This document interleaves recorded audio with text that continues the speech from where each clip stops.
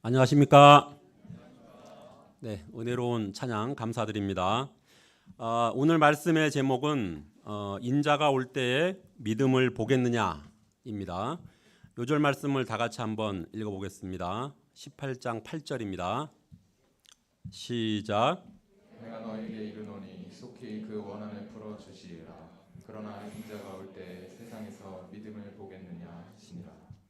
오늘 말씀은 이 땅에 오신 예수님을 통해서 이루어지는 현세적 하나님 나라와 장차 다시 오실 예수님을 통해서 완성될 하나님 나라에 대한 말씀입니다. 이 소망 가운데 예수님의 제자들이 어떤 자세로 무엇에 힘써야 하는가를 가르쳐 주십니다. 무엇보다 예수님의 재림을 믿음으로 기다리면서 항상 기도하고 낙심하지 말아야 할 것을 가르쳐 주십니다. 말세의 때를 살아가는 우리가 오늘 말씀을 통하여 예수님의 재림을 준비하는 믿음을 배울 수 있기를 기도합니다. 제1장 이 땅에 오신 예수님을 통해 이루어진 하나님 나라 20절과 21절입니다. 20절 상반절을 보십시오. 바리새인들이 예수님께 하나님의 나라가 어느 때에 임하나이까 물었습니다. 그들이 생각하는 하나님 나라는 다윗의 후손으로 오시는 메시아가 나타나서 과거 다윗 왕국의 영광을 회복하는 것이었습니다. 메시아가 오신다면 자신들을 압제하는 로마의 식민 통치를 끝내고 평화와 번영과 축복의 나라가 임할 것을 기대하였습니다. 그들은 이 땅에서 현실적으로 이루어지는 눈에 보이는 외형적인 하나님 나라를 간절히 원하였습니다. 그러나 예수님의 대답은 무엇입니까? 20절 하반절과 21절을 보십시오.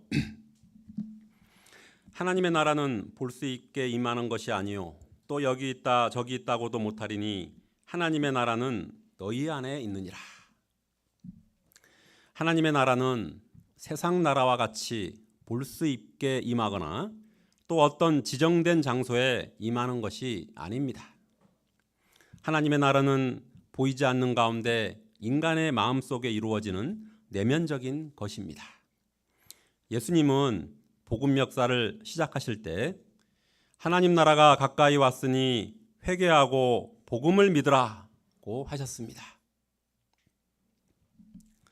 이를 볼 때 예수님께서 이 땅에 오심으로 하나님 나라가 시작되었음을 알 수 있습니다. 또한 하나님 나라는 진실되게 죄를 회개하고 예수님을 믿는 자의 마음에 임하는 것임을 알 수 있습니다. 하나님께서 인간을 다스리실 때 인간은 무한한 자유와 행복을 누릴 수 있었습니다. 그러나 사탄의 유혹으로 하나님께 불순종함으로 사탄이 인간의 마음을 다스리게 되면서부터 불행이 시작되었습니다. 인간이 아무리 좋은 환경 가운데 살더라도 그 내면에 참된 행복이 없는 이유는 사탄이 그 마음을 다스리고 있기 때문입니다. 예수님께서 이 땅에 오신 것은 바로 사탄을 멸하러 오신 것입니다. 우리가 진실되게 마음의 숨은 죄를 회개하고 예수님을 구주로 영접할 때 모든 사탄의 세력이 물러가고 우리 마음에 하나님 나라가 이루어지게 됩니다. 예수님은 평강의 왕으로서 예수님을 구주로 영접한 자에게 사랑과 평화, 공평과 정의로 다스려 주십니다. 그때 우리의 내면은 말할 수 없는 기쁨과 행복으로 가득 차게 됩니다. 그러므로 하나님의 나라를 소유하기 위해서는 외적인 변화에 관심을 갖기보다 내면의 숨은 죄를 회개하기에 힘써야 합니다. 이 시간 우리 모두가 마음속에 하나님 나라를 소유하여 진정으로 복된 인생이 되기를 기도합니다. 제2장 다시 오실 예수님을 통해 이루어질 하나님 나라 22절을 보십시오. 다 같이 읽겠습니다. 시작. 또 제자들에게 이르시되 때가 이르니 너희가 인자의 날을 하루를 보고자 하되 보지 못하리라. 여기서 때는 주님의 재림을 바로 앞에 둔 환란의 때를 가리킵니다. 제자들은 장차 많은 환난과 박해를 받게 될 것입니다. 그때 그들은 인자의 날인 예수님의 재림하실 날을 간절히 사모하게 됩니다. 그러나 그들 시대에는 인자의 날을 보지는 못할 것입니다. 그러나 그날이 반드시 올 것이기 때문에 제자들은 끝까지 인내하며 기다려야 할 것입니다. 재림의 시기가 가까울수록 세상은 더욱 악해지는데 제자들이 가장 경계해야 할 것은 거짓 메시아의 출현입니다. 23절을 보십시오. 다 같이 읽겠습니다. 시작. 사람이 너에게 말하되 보라 저기 있다 보라 여기 있다 하리라. 그러나 너희는 가지도 말고 따르지도 말라. 환난의 때가 되면 사람들이 불안하여 무엇인가 의지할 대상을 찾는데 거짓 선지자들은 사람들의 불안 심리를 이용하여 보라 저기 있다 보라 여기 있다 하며 내가 바로 그 메시아다 하면서 속입니다. 그러면 사람들은 호기심을 가지고 접근하다가 자신도 모르게 미혹되어 사탄의 종이 되어버립니다. 예수님은 이런 거짓 선지자에게 미혹당하지 않도록 주님의 재림의 모습을 확실하게 가르쳐 주십니다. 24절을 보십시오. 다 같이 읽겠습니다. 시작. 번개가 하늘 아래 이쪽에서 번쩍이어 하늘 아래 저쪽까지 비침같이 인자도 자기 날에 그러하리라. 예수님은 거짓 메시아가 주장하는 것처럼 어떤 사람들만 알도록 몰래 오시지 않습니다. 지구상에 있는 모든 사람들이 볼 수 있도록 번개와 같이 임하십니다. 번개가 한번 번쩍이면 그 빛의 속도가 1초에 지구를 7바퀴 반이나 돌기 때문에 지구상의 모든 사람들이 동시에 보게 될 것입니다. 예수님은 번개같이 순식간에 임하시기 때문에 사람들은 있는 모습 그대로 예수님을 맞이하게 될 것입니다. 이를 위해 예수님은 먼저 십자가의 많은 고난을 받으며 이 세대에게 버림받으실 것입니다. 주님의 십자가의 죽으심은 실패가 아니라 구원 역사의 완성이요 재림주의 표적이기도 합니다. 십자가의 고난과 부활을 통해 구원 역사가 완성되고 이 복음이 만국에 전파된 후에야 주님께서 영광 중에 재림하실 것입니다. 우리는 먼저 구원의 주를 영접하고 다스림 받음으로 하나님의 나라를 누리며 다시 오실 주님을 기다리면서 이 땅에서 주님이 가신 그 길을 믿음으로 따라가는 종들이 되어야 하겠습니다. 예수님은 계속하여 인자의 때에 일어날 일들을 말씀해 주심으로 제자들이 주님의 재림을 어떻게 준비해야 하는지 가르쳐 주십니다. 26절과 27절을 보십시오. 다 같이 읽겠습니다. 시작. 노아의 때에 같이 인자의 때에도 그러하리라. 노아가 방주에 들어가던 날까지 사람들이 먹고 마시고 장가들고 시집가더니 홍수가 나서 그들을 다 멸망시켰으며. 노아 시대 사람들은 홍수 심판에 대한 경고의 메시지를 들었으나 아무도 심판의 메시지에 귀를 기울이지 않았습니다. 그들은 먹고 마시고 장가들고 시집가는 데만 온통 마음을 쏟았습니다. 결국 그들은 육체가 되어 육의 일만 추구하다가 홍수가 나서 순식간에 멸망당하고 말았습니다. 28절을 보십시오. 다 같이 읽겠습니다. 시작. 또 롯의 때와 같으리니 사람들이 먹고 마시고 팔고 심고 집을 쓰더니. 롯의 시대는 노아 시대보다 더 타락하여 육신의 쾌락과 물질에 대한 탐심으로 죄악이 극에 달했습니다. 노아 시대의 홍수 심판이나 롯 시대의 불심판은 역사적 사건으로서 죄에 대한 하나님의 심판이 있음을 분명히 경고해 주십니다. 하나님은 자비로우셔서 그 인자의 날이 어떻게 임할 것인가를 역사상 2번의 사건을 통해서 미리 보여주신 것입니다. 사람들은 사랑이 많으신 하나님이 설마 진짜로 심판하시지는 않겠지 나름대로 생각합니다. 그러나 하나님은 죄에 대해서는 철저히 심판하시는 공의의 하나님이십니다. 30절을 보십시오. 인자가 나타나는 날에도 이러하리라.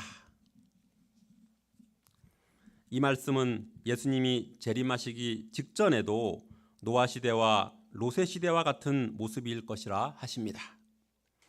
오늘날 우리가 살고 있는 이 시대를 살펴볼 때 그 시대와 조금도 다를 바가 없는 것을 실감나게 느끼고 있습니다. 사람들은 어떻게 하면 잘 먹고 잘 살 수 있을까 끊임없이 찾고 있습니다. 사람들은 먹고 마시는 재미에 관심이 많습니다.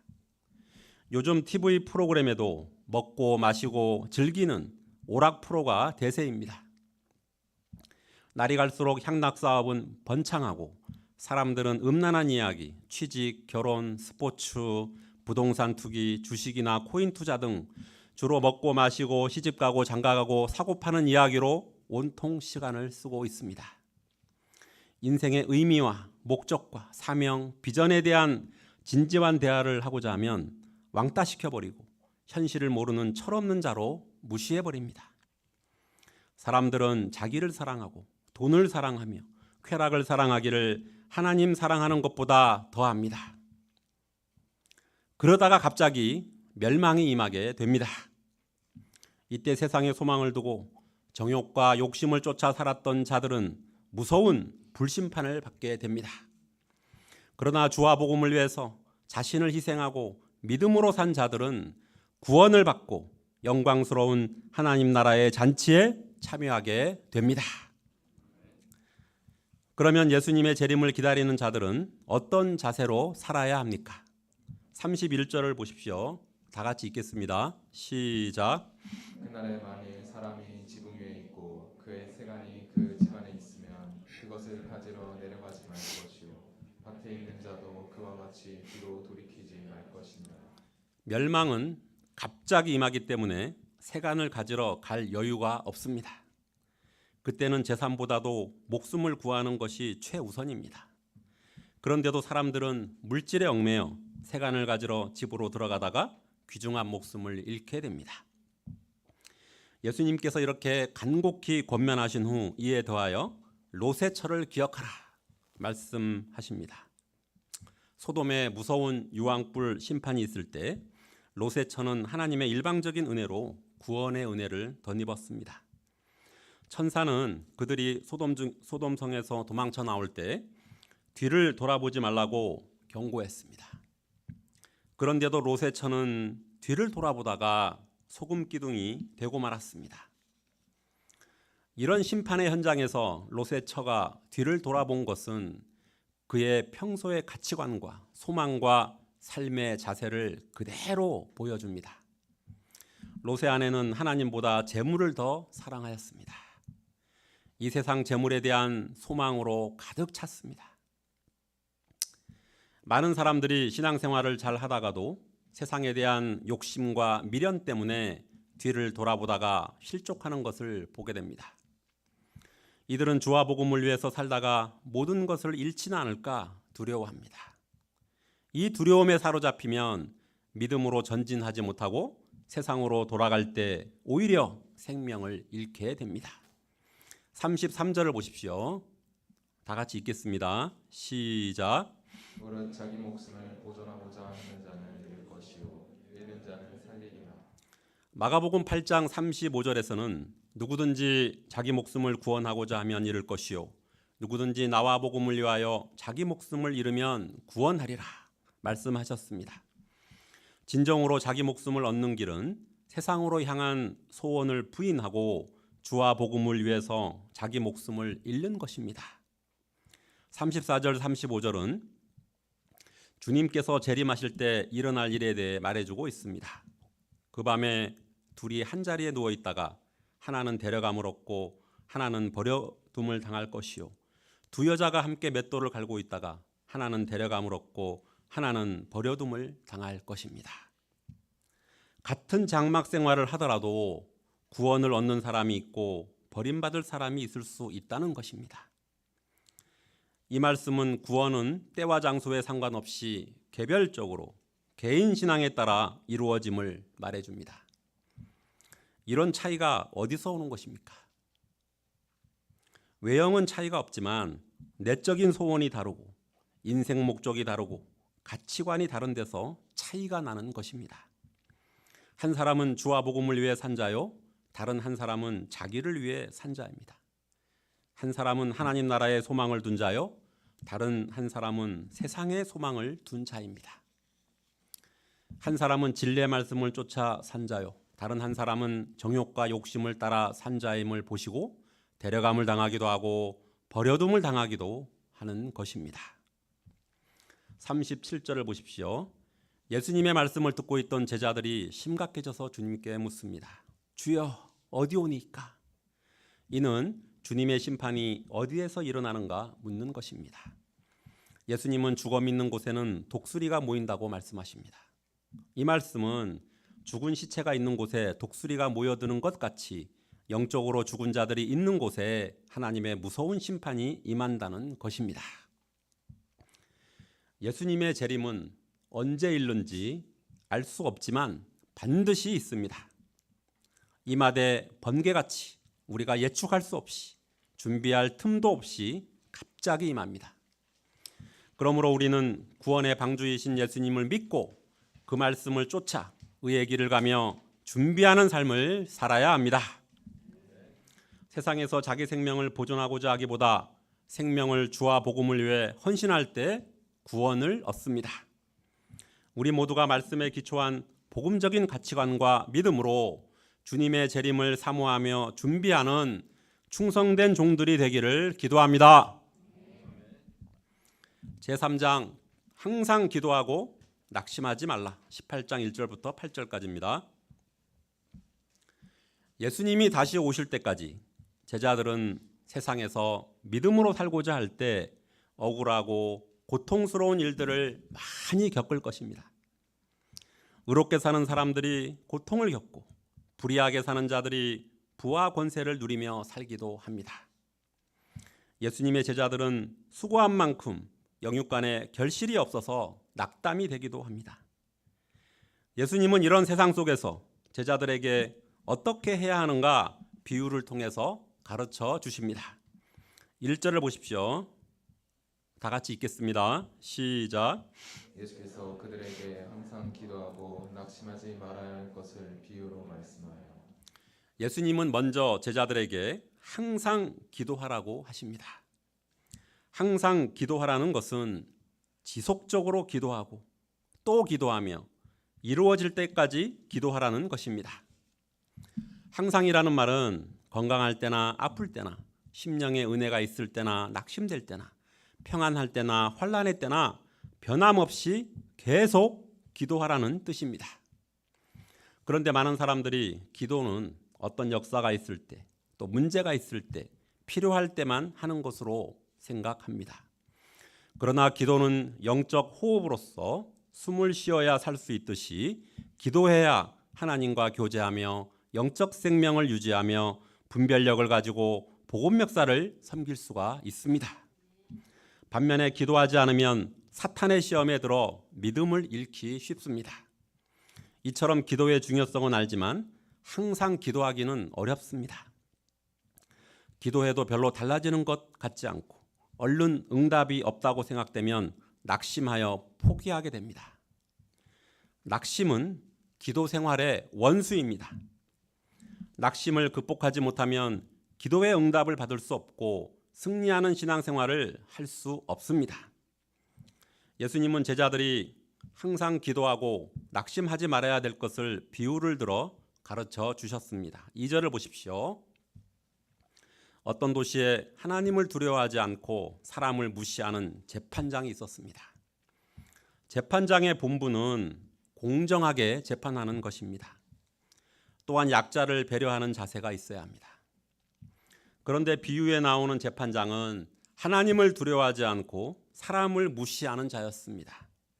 그는 교만하고 안하무인이었습니다. 이런 불의한 재판장에게 한 과부가 도움을 청하였습니다.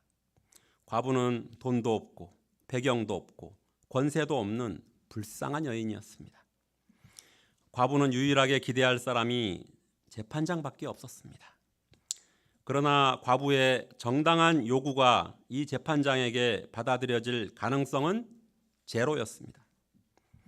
이런 과부의 상황은 누가 봐도 낙심하고 포기할 수밖에 없어 보입니다. 그런데 이 과부도 보통 과부가 아니었습니다. 3절을 보십시오. 다 같이 읽겠습니다. 시작.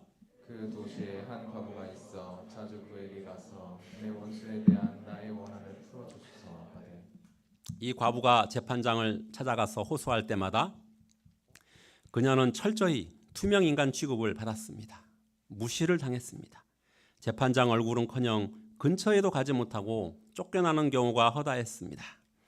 그러나 과부는 포기하지 않고 계속 찾아가서 간청했습니다. 내 원수에 대한 나의 원한을 풀어주소서. 이 과부가 어떤 원한을 갖고 있는지 알 수는 없습니다. 하지만 이 여인은 원한을 풀지 않고는 도저히 살 수가 없었습니다. 과부는 이 원한 때문에 아무리 멸시천대를 받아도 포기하지 않고 재판장을 찾아가서 계속 간청했습니다. 재판장은 처음에는 대수롭지 않게 여겼지만 과부가 자신을 찾아오는 횟수가 늘어갈수록 점점 괴로웠습니다. 재판장은 더 이상 견디다 못해 마침내 중대 결심을 하게 되었습니다. 4절과 5절을 다 같이 한번 읽겠습니다. 시작. 그가 얼마 동안 듣지 아니하다가 후에 속으로 생각하되 내가 하나님을 두려워하지 않고 사람을 무시하나 이 과부가 나를 번거롭게 하니 내가 그 원한을 풀어주리라. 그렇지 않으면 늘 와서 나를 괴롭게 하리라 하였느니라. 번거롭게 한다는 것은 정상적인 생활을 할 수 없을 만큼 귀찮게 한다는 것입니다. 재판장은 견디다 못해 과부의 그 원한을 풀어주기로 결심하였습니다. 재판장이 과부의 원한을 풀어주고자 한 것은 과부를 위해서가 아니었습니다. 불의한 재판장은 세상에 무서운 것이 없었지만 이 과부의 끈질긴 간청이 무섭고 두려웠습니다. 그는 이 한 맺힌 과부의 간청에 두 손 들고 항복할 수밖에 없었습니다. 예수님께서 이 비유를 통해 제자들에게 가르쳐주고자 하신 것이 무엇입니까? 6절에서 8절 상반절까지 보시고 다 같이 읽겠습니다. 그 원한을 풀어주시라까지 시작. 주께서 또 이르시되 불의한 재판장이 말한 것을 들으라. 하물며 하나님께서 그 밤낮 부르짖는 택하신 자들의 원한을 풀어주지 아니하시겠느냐. 그들에게 오래 참으시겠느냐. 내가 너에게 이르노니 속히 그 원한을 풀어주시리라. 예수님은 불의한 재판장과 비교하여 택하신 자들에 대한 하나님의 마음이 어떠한가를 가르쳐 주셨습니다. 하나님은 어떤 분이십니까? 이 재판장은 불의하지만 하나님은 의로우시고 공평하십니다. 또 재판장은 사람을 무시하지만 하나님은 택하신 백성을 사랑하고 존귀히 여기십니다. 재판장은 과부의 애간장을 다 태워가며 자기가 번거롭기 때문에 어쩔 수 없이 들어주었지만 하나님은 사랑하는 자녀들을 위해 속히 응답하십니다. 예수님은 제자들에게 기도를 속히 응답하시는 하나님에 대한 믿음을 심으셨습니다. 하나님은 우리 일에 깊은 관심을 가지고 계시고 기꺼이 응답하십니다. 우리가 얻지 못하는 것은 하나님께 간절히 구하지 못하기 때문이요, 구하여도 받지 못하는 것은 정욕으로 쓰려고 잘못 구하기 때문입니다. 우리가 하나님의 사랑에 대한 믿음을 가지고 기도해야 할 것입니다. 이 시간 택하신 자들의 부르짖는 기도에 속히 응답하시는 하나님께 감사 찬양 드립니다. 예수님은 이 비유를 통해 우리가 어떤 기도를 하도록 가르치십니까? 첫째, 한 맺힌 기도 제목을 가지고 기도해야 합니다. 기도를 들으시는 하나님은 아무 문제가 없으십니다. 문제는 우리가 한 맺힌 분명한 기도 제목이 있느냐는 것입니다. 우리에게 많은 기도 제목들이 있지만 하나님의 자녀로서 가져야 할 절실한 기도 제목은 예수님께서 가르쳐 주신 주기도문입니다. 하늘에 계신 우리 아버지여, 이름이 거룩히 여김을 받으시오며 나라에 임하옵시며 뜻이 하늘에서 이룬 것 같이 땅에서도 이루어지이다. 우리는 이 땅에서 가장 먼저 하나님의 이름이 거룩히 여김을 받으시도록 기도해야 합니다. 또한 불의한 이 땅에서 하나님의 의가 실현되고 하나님의 나라가 임하고 하나님의 뜻이 이루어지도록 간절히 기도해야 합니다. 제자들의 한 맺힌 기도 제목은 이스라엘의 회복이었습니다. 이 때문에 그들은 가정과 직장과 부친을 버리고 예수님을 쫓았고 온갖 힘든 훈련도 마다하지 않았습니다. 그러나 예수님이 원수들에게 붙잡혀 무력하게 돌아가시자 그들은 모든 희망이 사라져 물고기 잡는 옛 생활로 되돌아갔습니다. 그러나 예수님께서 다시 부활하시자 그들의 희망도 다시 살아나 주께서 이스라엘 나라를 회복하심이 이때니까 물었습니다. 예수님은 이런 그들에게 분명하게 말씀하셨습니다. 때와 시기는 아버지께서 자기의 고난에 두셨으니 너희가 알 바 아니요 오직 성령이 너희에게 임하시면 너희가 권능을 받고 예루살렘과 온 유대와 사마리아와 땅 끝까지 이르러 내 증인이 되리라. 세계선교는 예수님의 한 맺힌 기도 제목이었습니다. 복음서의 마지막은 항상 예수님의 한 맺힌 기도 제목으로 끝을 맺습니다. 너희는 온 천하에 다니며 만민에게 복음을 전파하라. 예수님은 이 기도 제목을 이루시기 위해 십자가의 모진 고난을 다 감당하셨습니다.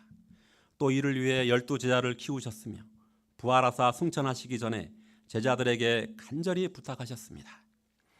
예수님의 제자라면 이 한 맺힌 소원을 붙들고 간절히 기도해야 마땅합니다. 둘째, 낙심하지 말고 끈질기게 끝까지 기도해야 합니다. 불의한 재판장의 마음을 움직인 것은 심오한 철학이나 돈이나 권력이 아니었습니다. 아무것도 가진 것이 없는 과부의 끈질긴 간청, 기도였습니다. 하나님의 마음을 움직이는 특별한 비결은 포기하지 않고 끈질기게 기도하는 것입니다. 이런 자세로 기도할 때 하나님은 반드시 응답해 주십니다. 하나님은 우리가 밤낮으로 끈질기게 기도하기를 원하십니다. 왜 그렇습니까? 밤낮으로 기도한다는 것은 하나님과 밤낮으로 사귐을 갖는 것이요 밤낮으로 하나님을 의지하고 도움을 청하는 것이기 때문입니다. 예수님은 구하라, 찾으라, 문을 두드리라 하시며 끈질기게 계속 기도하라고 말씀하셨습니다. 하나님의 택하신 백성들이 할 일은 끈질기게 기도하는 것입니다. 목자의 끈질긴 기도가 한 영혼을 살릴 수 있습니다. 셋째, 믿음을 지키며 믿음으로 기도해야 합니다. 8절 하반절을 다 같이 읽겠습니다. 시작. 그러나 인자가 올 때 세상에서 믿음을 보겠느냐 하시니라. 이 말씀은 주님 다시 오실 그날까지 끝까지 믿음을 지키며 기도하라는 것입니다. 또한 하나님은 우리가 믿음으로 드리는 기도를 기뻐하신다는 것입니다. 말세가 될수록 믿음을 지키기가 힘듭니다. 지난 코로나 팬데믹 2년 동안에도 한국교회 장로교단 신자 수가 55만 명이 줄어들었다고 합니다. 이는 하루에 747명의 장로교 신자들이 교회 울타리를 빠져나간 것입니다. 장로교단뿐만 아니라 모든 한국 교회와 더 나아가 전 세계의 교회들까지 합치면 엄청난 숫자가 교회를 떠나간 것을 볼 수 있습니다. 우리도 이 말세의 때 사탄에게 미혹되지 않도록 늘 조심하고 믿음을 지키기에 힘써야 하겠습니다. 믿음이 약해지면 기도를 계속할 수 없습니다. 그래서 예수님은 우리가 어떤 경우에도 믿음을 지키기를 원하십니다. 제자들과 하나님과의 관계는 불의한 재판장과 과부의 좋지 못한 관계가 결코 아닙니다. 부모와 자식과의 사랑의 관계입니다. 그러므로 밤낮 택한 백성들의 기도를 속히 들어주십니다. 제자들이 낙심하고 기도를 포기하는 것은 하나님을 믿는 믿음을 잃어버린 불신 때문입니다. 사탄은 틈만 있으면 우리 마음에 회의와 불신을 심어서 기도가 시간 낭비요 기도보다 더 중요한 일이 있는 것처럼 속삭입니다. 이런 사탄의 거짓을 물리치고 믿음으로 기도해야 할 것입니다. 믿음의 기도는 역사하는 힘이 있습니다. 믿음의 기도는 태산을 움직이는 새 역사를 창조합니다. 하나님은 전능하신 분이십니다. 우리가 전능하신 하나님을 믿고 기도할 때 하나님은 전능한 능력으로 역사하실 것입니다. 저의 한 맺힌 기도 제목은 신앙의 자유를 얻는 것이었습니다. 저는 불교를 믿는 집안의 장손으로서 특히 제주도의 강한 친척 문화와 수많은 제사와 대소사를 앞장서서 감당해야 될 운명을 갖고 자라왔습니다. 그러나 하나님께서는 저를 캠퍼스 시절 만나주시고 예수님의 제자의 인생을 살도록 택하여 주셨습니다. 저는 이 은혜에 감사하여 계속 믿음으로 살고 싶었지만 예상되는 집안의 핍박이 두려워 너무도 갈등이 되었습니다. 저는 명절에 제주도로 가서 믿음의 중심을 지키는 것이 무척 힘들었습니다.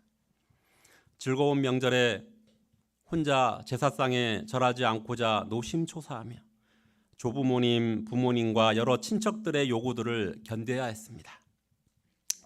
저는 하나님께 밤낮으로 간절히 기도할 수밖에 없었습니다.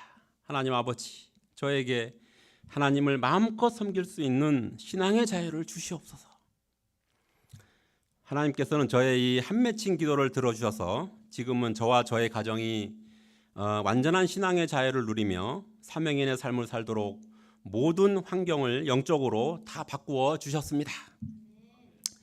이 시간 비천한 저희 마음에도 하나님 나라가 임하게 하시고 앞으로도 주님의 재림을 소망하며 사는 복된 사명인의 삶을 허락하여 주셔서 감사를 드립니다.